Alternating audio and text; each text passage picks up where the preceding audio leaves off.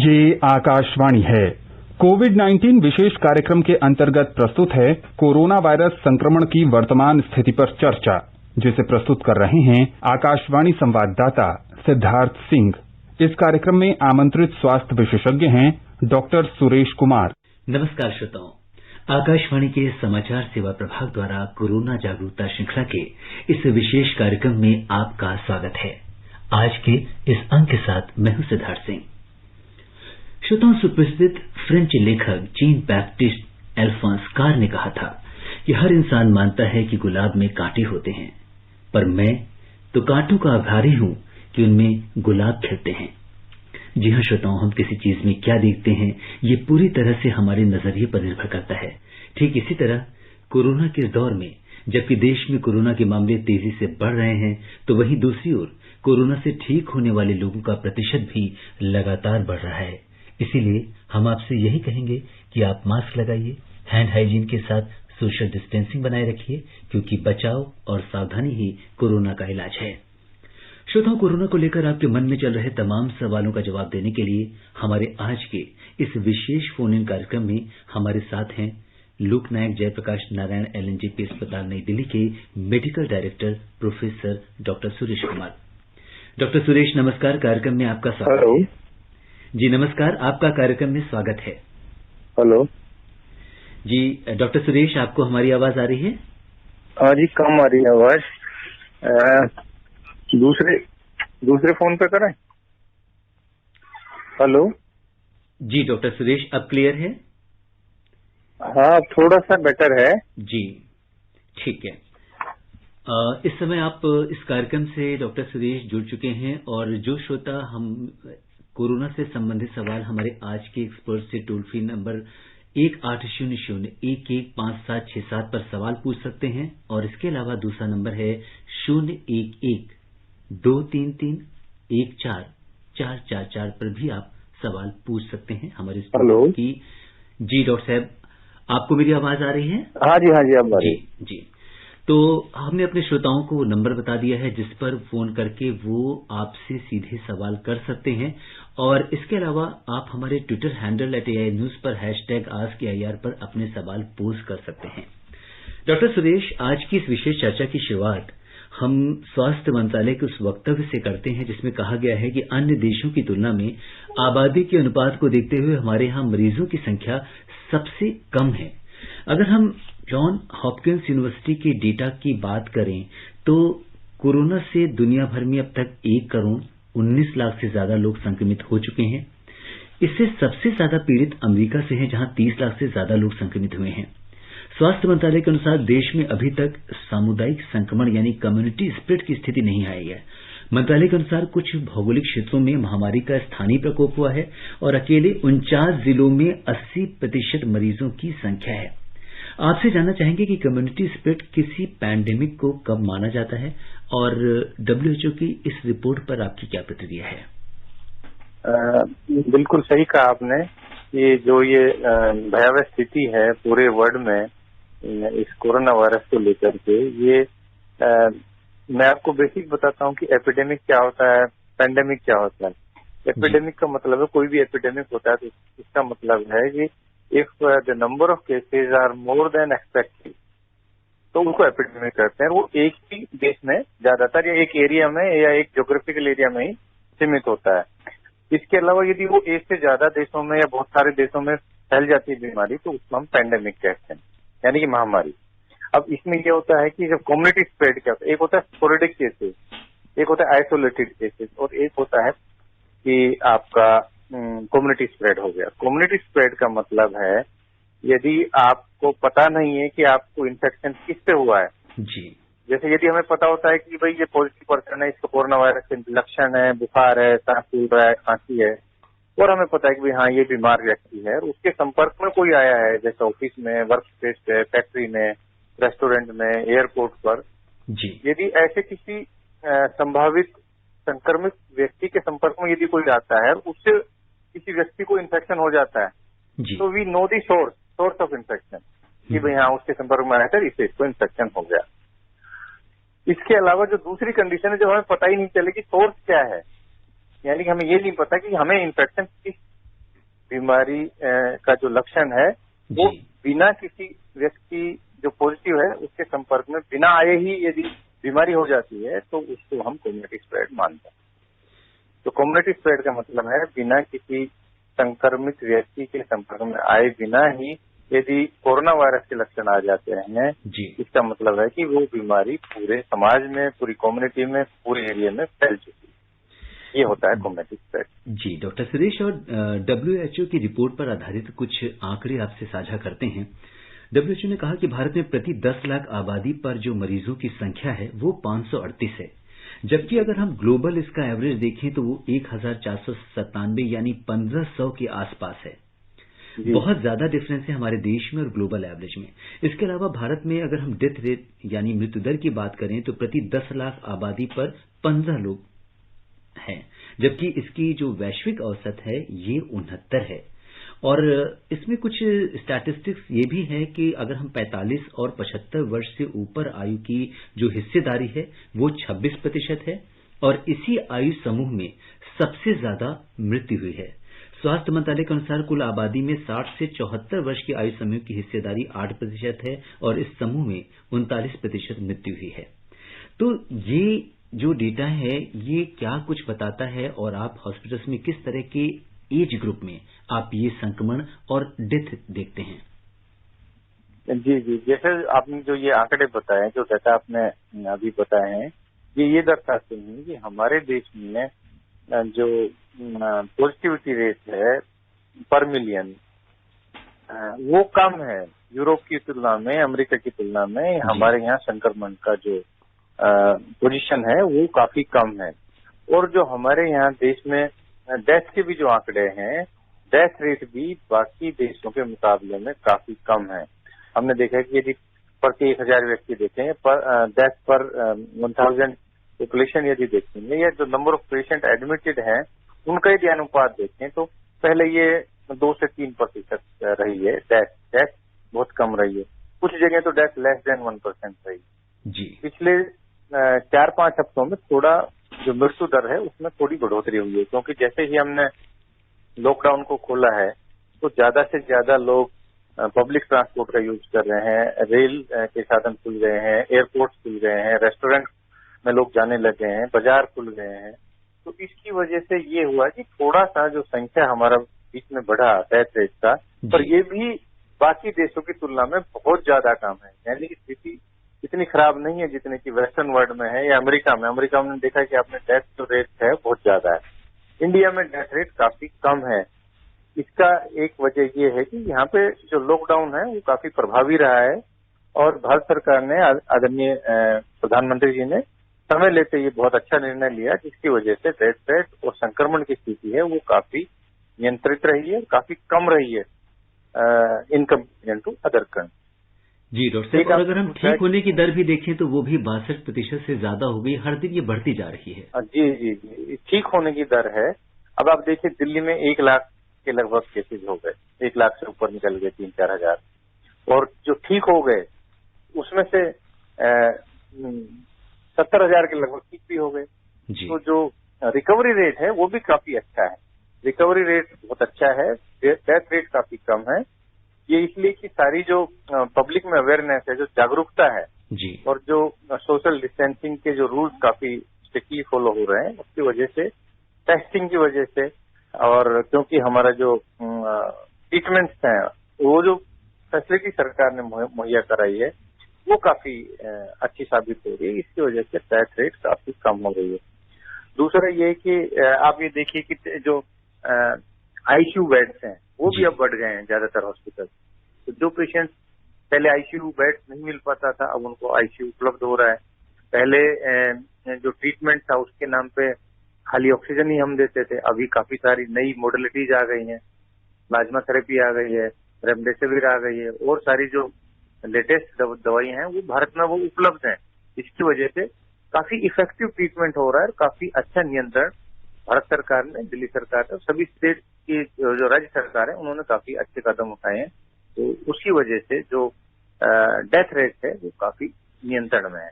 Doctor Suresh, जैसे कि अभी आपने जो कुछ नई ड्रग्स के बारे में बात की है इसके ट्रीटमेंट के लिए, जैसे रेमडेसिविर की काफ़ी चर्चा है, इसके अलावा और भी बहुत सारे नए जो एंटीवायरल्स हैं उनको ट्राई किया जा रहा है, इसके बारे में थोड़ा सा बताइए।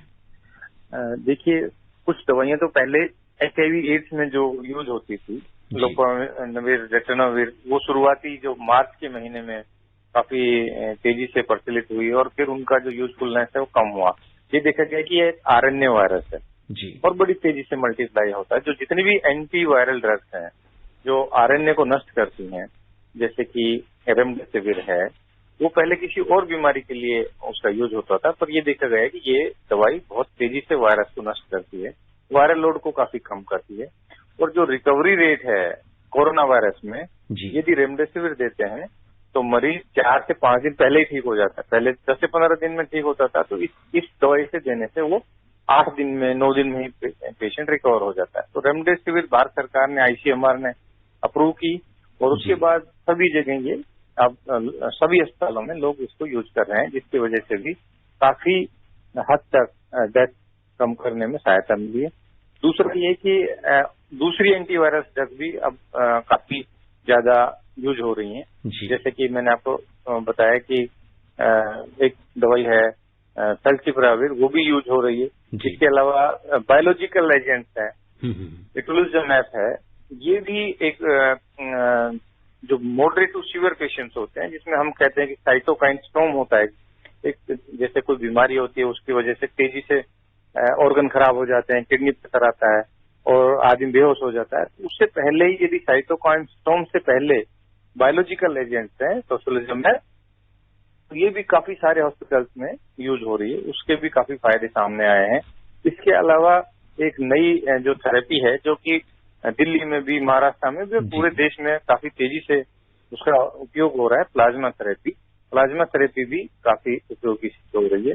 हमारे दिल्ली में भी जो मौलाना मेडिकल कॉलेज और लोकनायक अस्पताल है, हमें भी 200 पेशेंट्स की प्लाज्मा थेरेपी का भारत सरकार की तरफ से मिला है अनुमति, और हमने 60 पेशेंट्स को लगभग प्लाज्मा थेरेपी दिया है।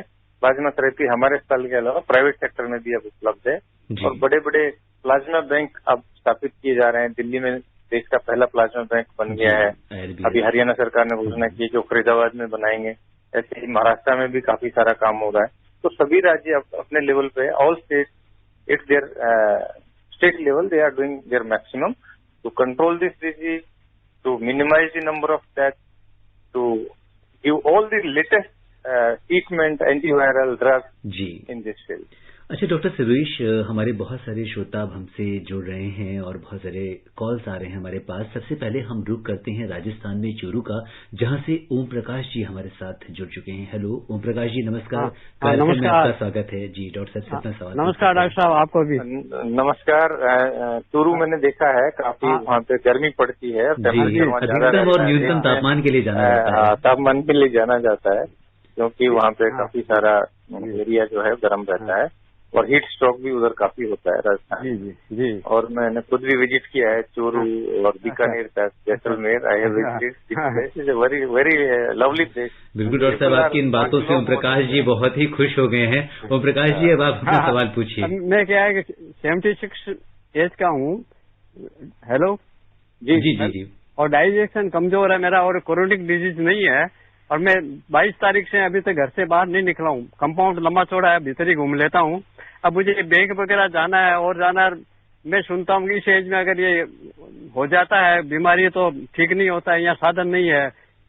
तो नहीं, देखिए राजस्थान सरकार काफी प्रयास कर रही है और सुविधाएं काफी हैं। इसमें आपको बचने की जरूरत है। आपने कहा कि आपका कंपाउंड बड़ा है, घर से आप बाहर नहीं निकलते, बहुत अच्छी बात है। पर यदि काम के सिलसिले में यदि आपको घर से बाहर भी निकलना है तो आप मास्क का प्रयोग करिए घर से बाहर निकलते टाइम, और लोगों से दूरी बना के रखिए। 2 मीटर दूरी पे रहेंगे, भीड़ भाड़ वाली जगह नहीं जाएंगे, और जो खाने पीने का जो सामान है वो शेयर नहीं करेंगे किसी दूसरे से, तो ये बीमारी होने की संभावना बहुत कम है। क्योंकि राजस्थान में तो वैसे भी गांव में ये बीमारी वैसे भी बहुत कम है। यदि आपको ट्रेवल करना बहुत आवश्यक नहीं हो तो आप अवॉइड करिए। आप अभी और क्योंकि एज ज्यादा है आपकी, तो एज ज्यादा है तो इसकी वजह से हम आपको सलाह देते हैं कि डॉक्टरी सलाह ये होती है कि कम से कम आप घर से बाहर निकलिए। जब तक बहुत जरूरी ना हो कि भाई अब तो आपको जाना ही पड़ेगा, तभी आप घर से बाहर निकलिए।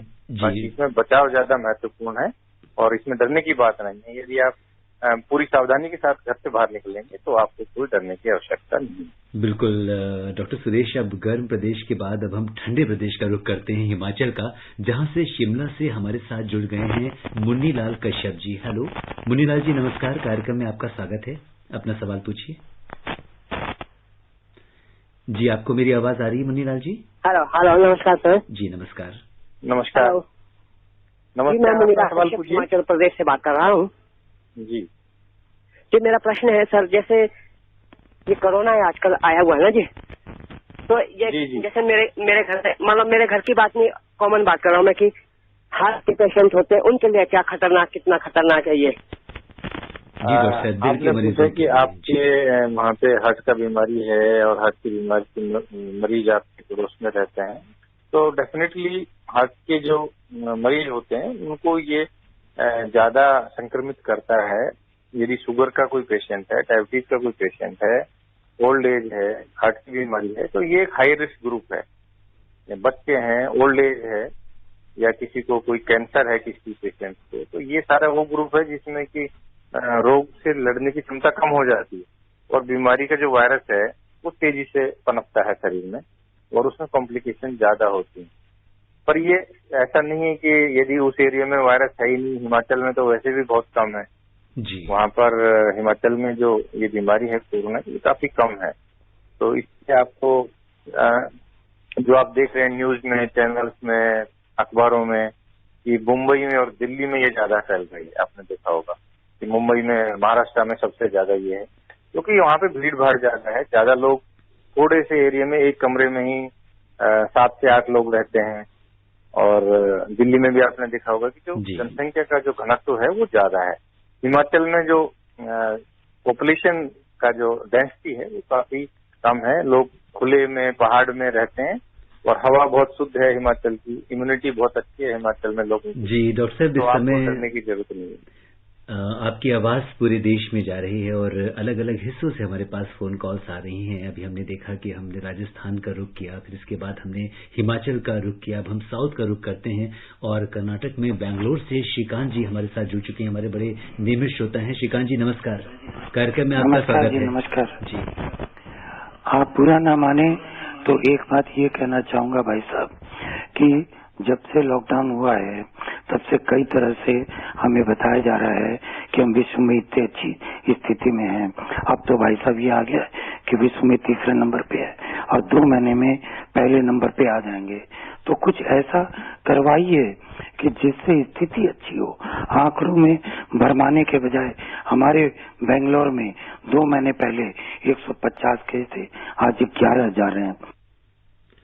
जी डॉक्टर साहब, थोड़ी सी चिंता की बात जरूर है कि हमारे पास केसेस बढ़ते जा रहे हैं, लेकिन जैसा कि हमने पहले बात की कि ये हम नहीं कह रहे हैं बल्कि WHO की अपनी फाइंडिंग्स है, क्योंकि कहीं भी अगर केसेस की हम बात करते हैं तो जनसंख्या के घनत्व को देखते हुए करते हैं। तो इसके ऊपर आप क्या कहेंगे?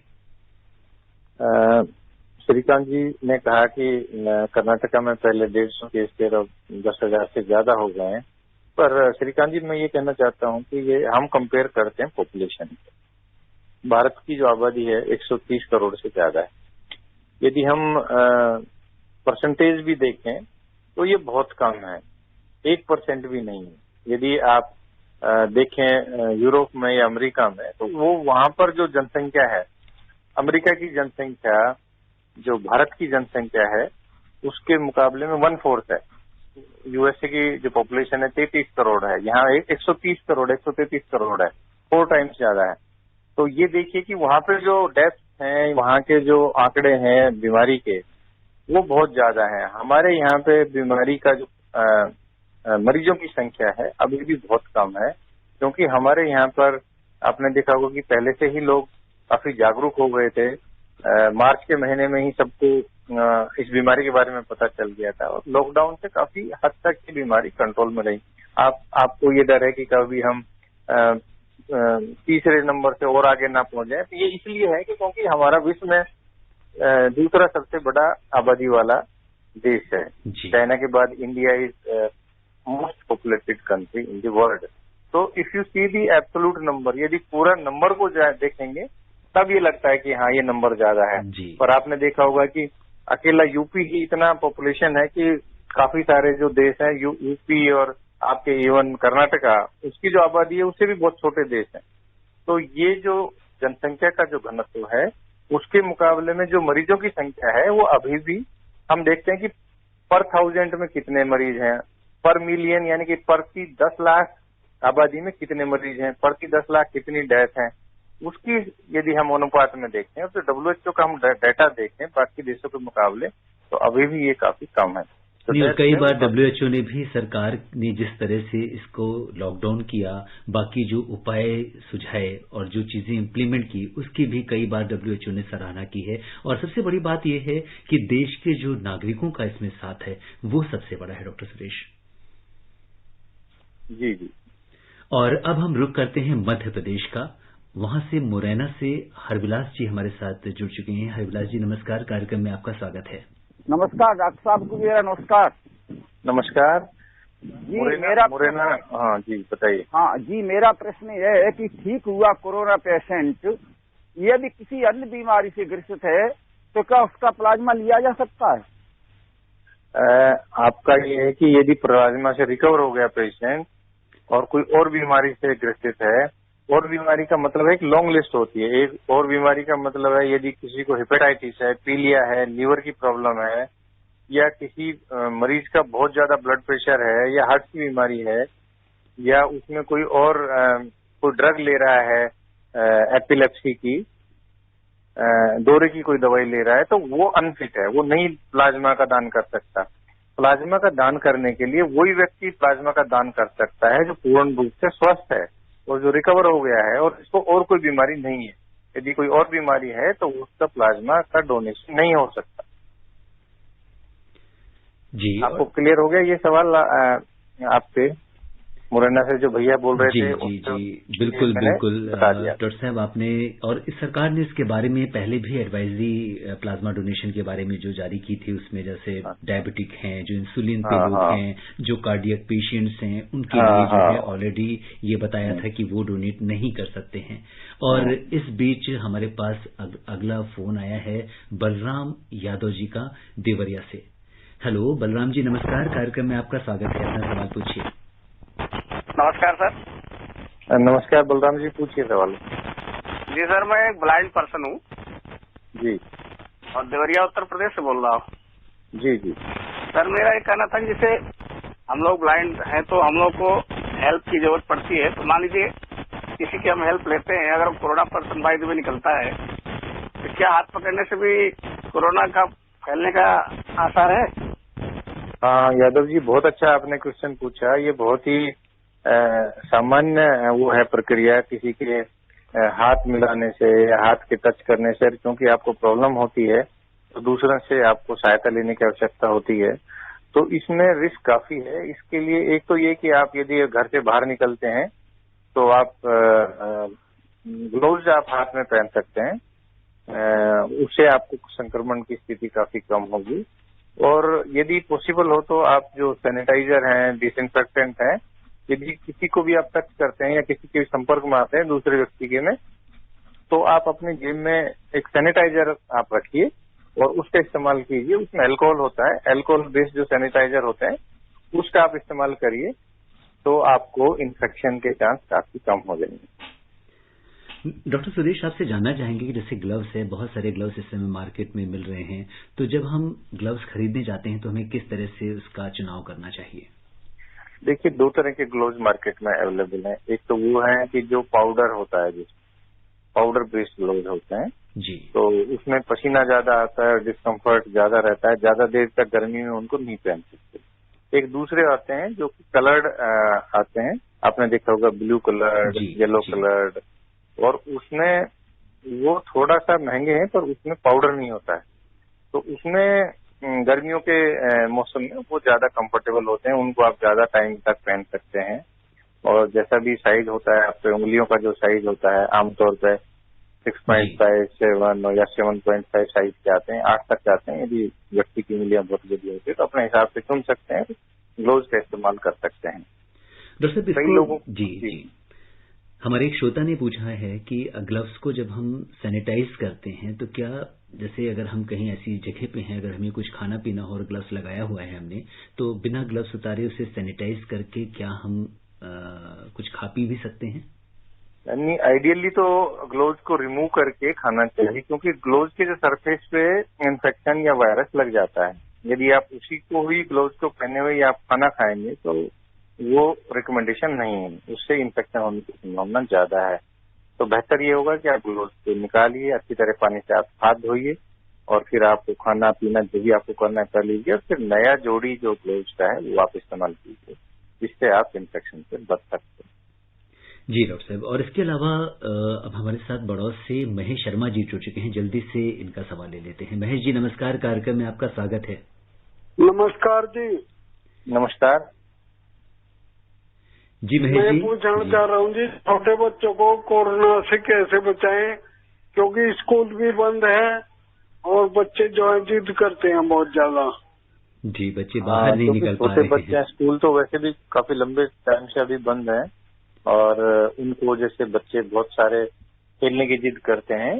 तो उससे आप बच्चों को ये कह सकते हैं कि जो आपके घर में जो आंगन है, जो एरिया है, उसी में खेलें। इंडोर गेम्स हैं उसमें वो हिस्सा ले सकते हैं। घर से बाहर खेलना थोड़ा सा रिस्की होता है, और यदि बहुत ज्यादा बच्चे जिद करते हैं तो उनको आप समझा सकते हैं कि उनको ऐसे गेम्स खेलने चाहिए जहाँ पे बहुत ज्यादा भीड़ भाड़ ना हो, और यदि वो मास्क का प्रयोग करते हैं तो बेहतर होगा। और डॉक्टर साहब, चलते चलते आपसे ये भी जानना चाहेंगे कि इस समय जैसा कि अनलॉक है, बहुत सारे लोग अपने ऑफिसेज जा रहे हैं, खुले हुए हैं ऑफिसेज, तो क्या कुछ प्रिकॉशंस उन्हें लेनी चाहिए? आपका आवाज थोड़ा कम आ रहा है क्या? जी डॉक्टर साहब, मैं ये कह रहा हूँ कि जैसे जैसे अनलॉक हो रहा है, धीरे धीरे सभी कार्यालय पूरी तरह से काम करना सबने शुरू कर दिया है, तो ऑफिस में लोगों को क्या क्या कुछ प्रिकॉशंस लेनी चाहिए अपने वर्क प्लेस पे? हाँ, क्योंकि अब सारे ऑफिस खुल गए हैं और बहुत सारे लोग सुबह ही तैयार होकर जाते हैं, तो ये सावधानी बरतनी चाहिए कि एक तो ट्रैवलिंग में उनको सावधानी रखनी चाहिए कि बहुत ज्यादा बसों में, टैक्सी में ये बहुत ज्यादा। डॉक्टर साहब, जो अपनी पर्सनल गाड़ी से जा रहे हैं उसको भी हमें सैनिटाइज करना चाहिए, गाड़ी को? जी, गाड़ी को सैनिटाइज करना चाहिए। और यदि ऑफिस में वो स्पेस कम है तो उनको कम से कम 2 मीटर का दूरी पर चेयर्स पे बैठना चाहिए, बहुत साथ घुल मिलना नहीं चाहिए, और जो डिस्टेंसिंग के, सोशल डिस्टेंसिंग के जो कायदे कानून है उनको फॉलो करना चाहिए। अपना जो फूड आइटम्स हैं या अपने जो कपड़े हैं वो शेयर ना करें ऑफिस में। टॉवल वगैरह है वो बिल्कुल दूसरे जो व्यक्ति हैं आपके ऑफिस में उनसे शेयर ना करें, उससे आप इन्फेक्शन से बच सकते हैं। और कई जगह हमने देखा है कि यदि एयर कंडीशनिंग है और सेंट्रल एयर कंडीशनिंग है जी, तो उसमें कुछ चेंज किए जा सकते हैं कि उसमें लो प्रेशर एयर कंडीशनिंग होती है और उसमें एग्जॉस्ट प्रॉपर होना चाहिए, लेमिनर फ्लो होना चाहिए। और कुछ जगह हम रिकमेंड करते हैं कि अल्ट्रावायलेट, यदि सेंट्रल एयर कंडीशनिंग है तो उसमें अल्ट्रावायलेट रेज हैं, वो भी काफी हद तक इन्फेक्शन को कम करती हैं। तो ये सारी सावधानियां बहुत जरूरी हैं ऑफिस स्पेस में।